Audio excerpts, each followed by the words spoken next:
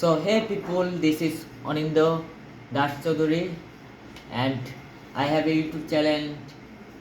My YouTube name is Anindo by Blogs. তো আজকের মূল বিষয় হচ্ছে ট্যাক্স নিয়ে, যে 7.5% ট্যাক্স ইউটিউব, ফেসবুক, বিভিন্ন সোশ্যাল মিডিয়া থেকে, তারপর ফ্রিল্যান্সার যারা আছে তাদের প্রত্যেকটা ইনকাম থেকে 7.5% ট্যাক্স কাটবে।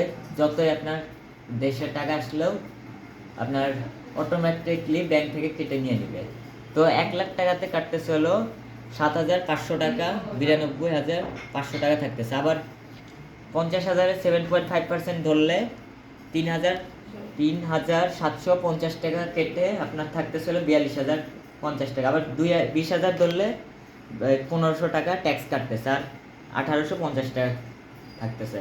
তো এখন মূল বিষয় হচ্ছে যে আমরা যারা ফ্রিল্যান্সার আছি, আপনি এরকম যে ইনকামেরটা তো দিলামই, এখন ফ্রিল্যান্সারদের মনে করেন আপনার কোনো কাজ কত কষ্ট করে পাওয়া লাগে।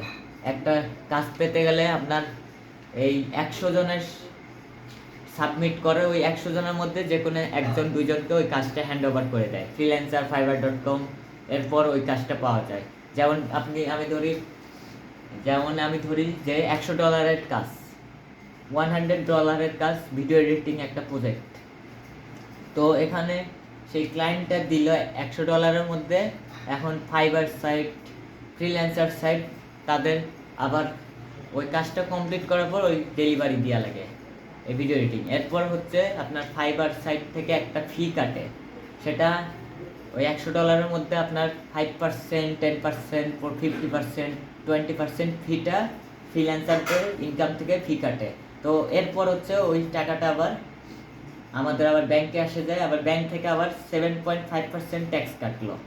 এরপর আর থাকে হচ্ছে আরও, এখানে তো আমি হিসাবটা তুলেই ধরলাম, তাহলে আর থাকে কত। তো একজন ফ্রিল্যান্সারদের সংসার আছে, তারপর হচ্ছে বউ বাচ্চা আছে যাদের বিয়ে করছে, এরপর হচ্ছে বাজারঘাট, লাইফস্টাইল, তারপর কেউ কেউ আবার আইফোন কিনতে হয়, আইফোনের জন্য ভিডিও করে, তাদের আবার আইফোনের জন্য টাকা লাগে, বাইক কিনে, এক একজনের তো একটা স্বপ্ন আছে। তো প্রত্যেকটা ট্রানজ্যাকশন যদি এইভাবে ট্যাক্স নেন, যদি বাড়ায় নেন, তাহলে কি হলো? বাংলাদেশের ফ্রিল্যান্সার তো তাহলে এইভাবে তো ফ্রিল্যান্সিং করবে না। তো আপনার ট্যাক্সও রাখেন, আমার কথা হচ্ছে ট্যাক্সও থাকুক, 2% বা 1.5% ট্যাক্স ইনক্লুড করুন প্রত্যেকটা ট্রানজ্যাকশনে।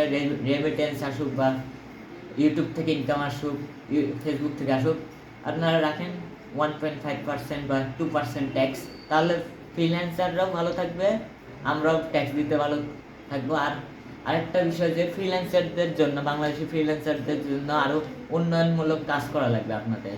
সেটা হচ্ছে যে আমাদের international gateway payment system PayPal বাংলাদেশে এখনও আসে নাই।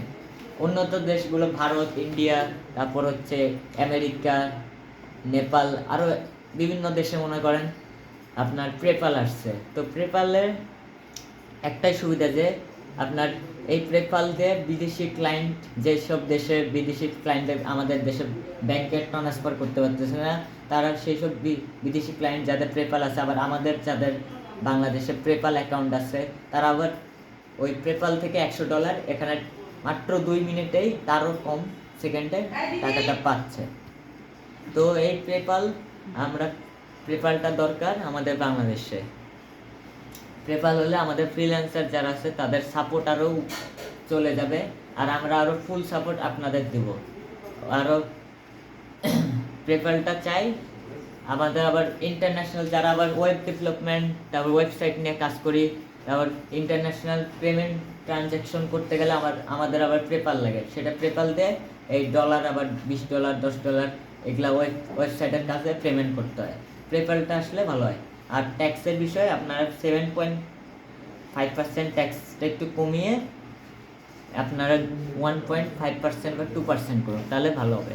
আর আরেকটা বিষয় হচ্ছে অনেক মেধাবী ছাত্র আছে বাংলাদেশে, ঢাকা শহরে, যাদের ফ্রিল্যান্সিংয়ে ক্যারিয়ার করতে পারে। তাদেরকে যদি একটা সহযোগিতা হিসেবে আপনারা ল্যাপটপ দেন সেটা ভালো কথা, কিন্তু ল্যাপটপটা একটু হাই কনফিগারেট দিলে ভালো হয়। যেমন 1,00,000 টাকার ল্যাপটপ, গ্রাফিক্স কার্ড সহ, তাহলে এটা দিলে আমরা স্টুডেন্ট মেধাবী ছাত্ররা আরও আগে যেতে পারে। এবং দেশের টাকা দেশে থাকলো, আরও আয়ের ঠাই বেড়ে গেল। তো এইটুকুই বক্তব্য আমার। তো সবাই ভালো থাকুন, আর শুভকামনা রইল। অনিন্দ দাস চৌধুরী, ধন্যবাদ।